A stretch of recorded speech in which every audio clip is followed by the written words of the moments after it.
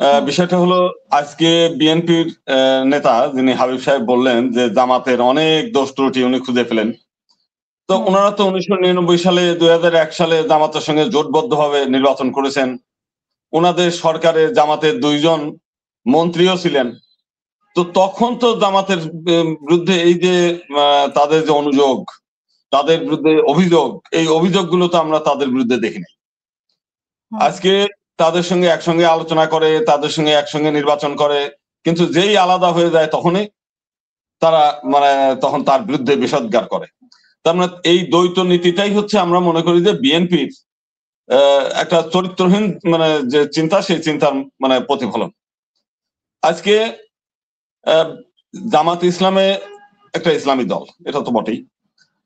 বিএনপির সঙ্গে 2001 সালে নির্বাচন এবং 1999 সালে দুইজন একসঙ্গেই তারা নির্বাচন করেছে।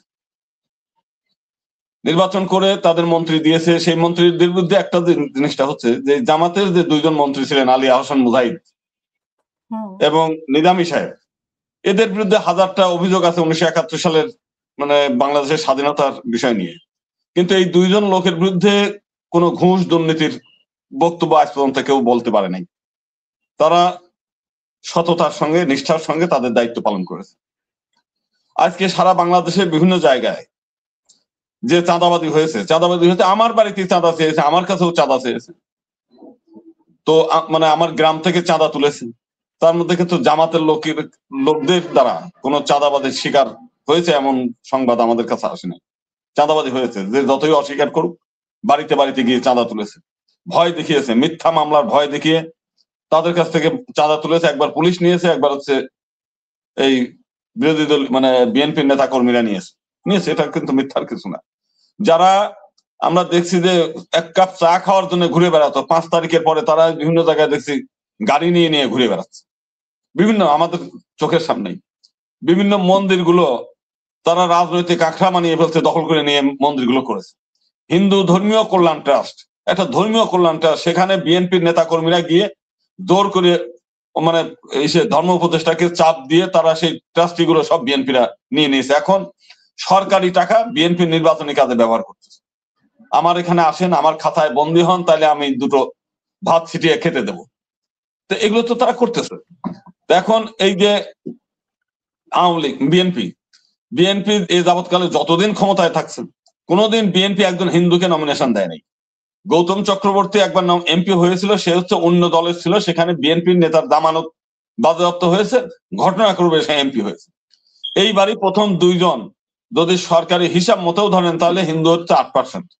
তো 8% হলে 3 আটা 24 জন এমপি নমিনেশন বিএনপি কে হিন্দুদের দেওয়া উচিত। আপনি হিন্দুদের ভয় দেখালেন, দেখালেন, হিন্দুদেরকে মূল্যায়ন করেছেন কোনোদিন? একটা মন্ত্রী কোনোদিন দেন নাই। একটা হাফ মন্ত্রী দিয়ে একবার সাঙ্গ করেছেন। গয়েশ্বর রায়ের মতো লোক, যে সময় বিএনপিতে কোনো হিন্দু যেত না, সেই সময় থেকে আজ পর্যন্ত তিনি বিএনপির সঙ্গে থেকেছেন। 2001 সালের নির্বাচনের পরে বিএনপির তো গয়েশ্বর রায় তো দেয়ই নাই, নমিনেশন দেয় নাই। তার মেয়েকে সংরক্ষিত মহিলা আসনে, যেখানে সংখ্যা অনুপাতে কমপক্ষে 6 জন মহিলা এমপি পায় হিন্দুরা, গয়েশ্বর রায় হিন্দুদের তো দেয়ই না। গয়েশ্বর রায়ের মেয়েকে কাকুতি মিনতি কান্নাকাটি করেছে, তাও দেয়নি।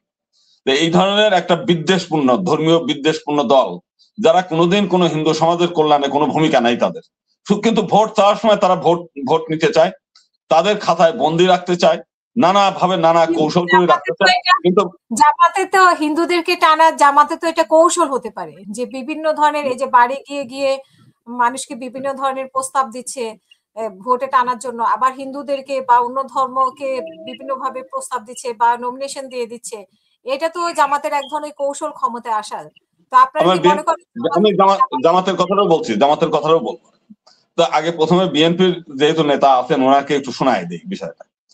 ওনারা কোনোদিন বলতে পারবে না যে রাষ্ট্রীয়ভাবে বিএনপি 3 বার ক্ষমতায় ছিল, কোন একটা প্রজেক্ট মাইনরিটি সম্প্রদায়ের জন্য ওনারা রেখেছেন, কিচ্ছু না। এখন ওই দয়া দাক্ষিণে বলবেন যে হয়তো আমি নির্বাচন করেছি, সেখানে হিন্দুদের 2টা টিন কিনে দিয়েছি, 2টা ওই যে কারো 10টা টাকা দিয়ে একটা ঘর করে দিয়েছি। এইটা তো সাংবিধানিক অধিকার না। এই টাকা তো আমিও দিতে পারি। আপনি রাষ্ট্রীয় ক্ষমতা থেকে রাষ্ট্রের টাকা নিচ্ছেন, তার থেকে 2-4 পয়সা দিচ্ছেন। আপনি তো আমাকে রাষ্ট্র থেকে একেবারেই বঞ্চিত করে রাখতেছেন। আজকে 1971 সালে এদেশে হিন্দুর সংখ্যা প্রায় 20% হিন্দু ছিল, এখন সরকারি হিসেবে সর্বশেষ আপনি দেখাচ্ছেন 8%, এবং আওয়ামী লীগ, বিএনপি এবং জামাত তো এখনো ক্ষমতায় আসে নাই, তো জামাতের কথাটা আমরা মানে পরেই বলে এই কারণে। এবং এই সমাজ, হিন্দু সমাজকে ধ্বংস করার জন্য, এদেরকে পায়ের তলায় মারিয়ে ধ্বংস করার জন্য যা যা করে দরকার সেগুলো করেন। এবং এই কারণেই আজকে চাঁদাবাদ তো করেছে, আমরা দেখেছি। এনিমি প্রপার্টি যেটা ছিল সেই 71 সালের শেখ মুজিবও সেটাকে পুনর্বহাল করেছে, বিএনপি কোনোদিন সেটা বাতিল করে নাই, এগুলো করে নাই। এখন জামাতের যে প্রসঙ্গ, জামাত এই প্রথম আলোচনায় আসছে। জামাতের আগে কখনোই হিন্দুদের ভোট নিতেও না, তারা যেহেতু একটা ইসলামী দল, বাংলাদেশের 90% লোক মুসলিম, সে মুসলিমদের চিন্তা চেতনা বাস্তবায়ন করার জন্যই মূলত তাদের আশা আকাঙ্ক্ষা ছিল। এই প্রথম তারা অমুসলিম শাখা তারা আগেই করেছিল, কিন্তু জামাতের মধ্যে কোনো অমুসলিম যায় নাই, এই প্রথম তারা যাচ্ছে।